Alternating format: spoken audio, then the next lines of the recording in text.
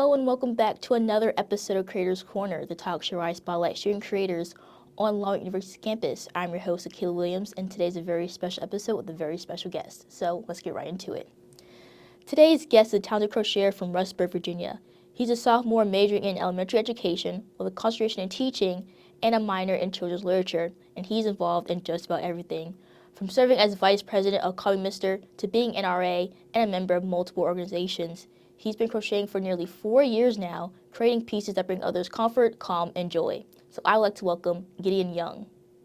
Gideon, thank you so much for coming on. Thank you for having me. I greatly appreciate it. Of course. My first question for you. You've been crocheting for about 4 years now. Yes. What first inspired you to pick it up, and how did you learn the basics? So I've been trying to crochet since I was 6.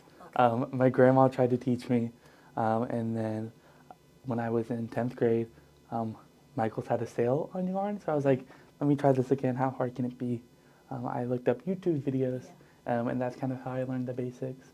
And once you get a hold of like one stitch, you can kind of do them all. So it's really just, I looked up one YouTube video and I just kept going from there.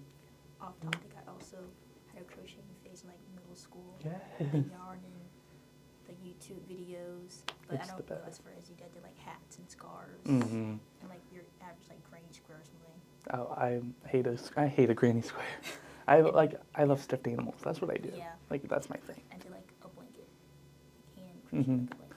I have tried hand crocheting before. It's hard. Yeah. Hand crocheting is hard, and the yarn for that's really expensive. Yes. The Like- big, thick, Yes. it's huge. Like some of them like 90, like 70, 90. Yes, and then people are charging $300 for it. Yes. I got $300. Exactly. No.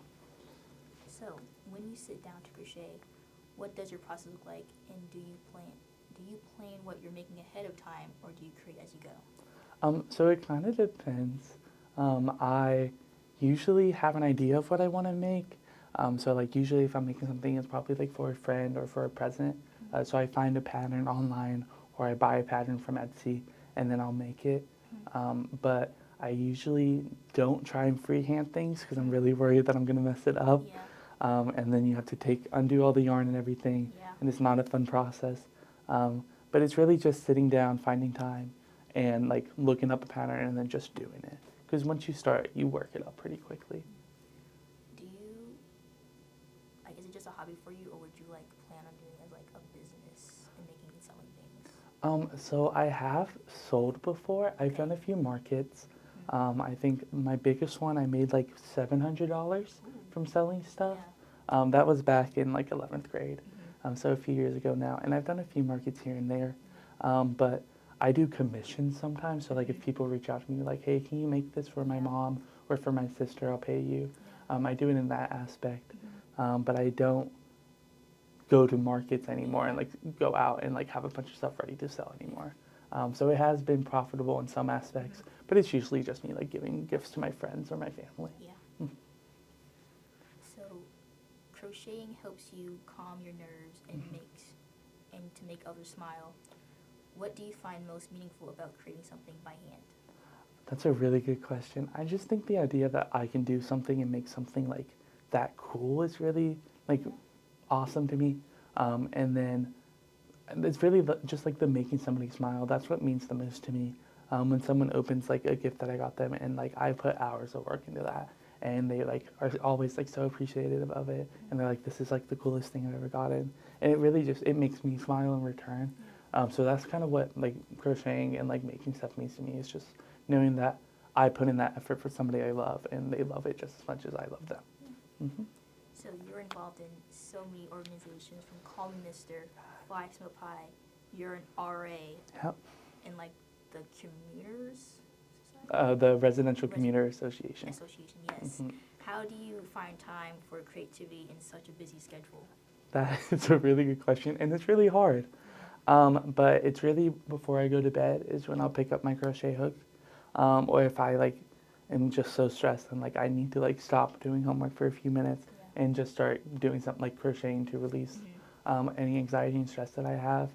And I take inspiration from the stuff around me. So like if I see a squirrel on campus, I'll be like, oh, I want to make that. But so I just, anytime I have free time, I try and pick it up and do a little bit. I'll do a little bit every day to make something like within the span of like a week or 2 weeks. Yeah. Hmm. So crocheting isn't always something people expect from a college student, especially a guy. Mhm.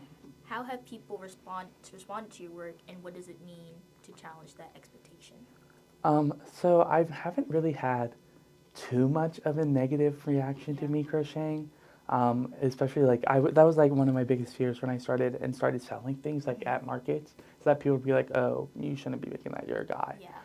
I think I one time got a hate comment though, and he was like, "Anything to not have to study, right?" I was like, Oh. "Okay, that was mean." Yeah. But I just think it's like it's kind of just a reminder that like it's just an art, like it's Yeah. just a hobby. Like anybody can have whatever hobby they want, and it doesn't have to be a hobby that only girls can have. That's just kind of my belief in life, is that like it's for everybody, and anybody can do anything they want. Yeah. So if they have a problem, they don't have to buy it. Yeah. They don't have to interact with my posts. Mhm. They can scroll. Yeah. So I think that's my answer. Exactly. That's a good response. Thank you. And my last question for you: what's your favorite project you've made so far, and what kinds of pieces do you hope to create next? Ooh. I think my favorite thing is actually the thing I brought. Am I allowed to show? Yes. Okay. So this is a star blanket that I made. It's like a 24, 22 point star. It took me 6 days to make, or 7 days rather. Yeah. It's by far the biggest thing I've ever made. But it was also like the most rewarding thing, because I use this every night. Like this is what I used to sleep with.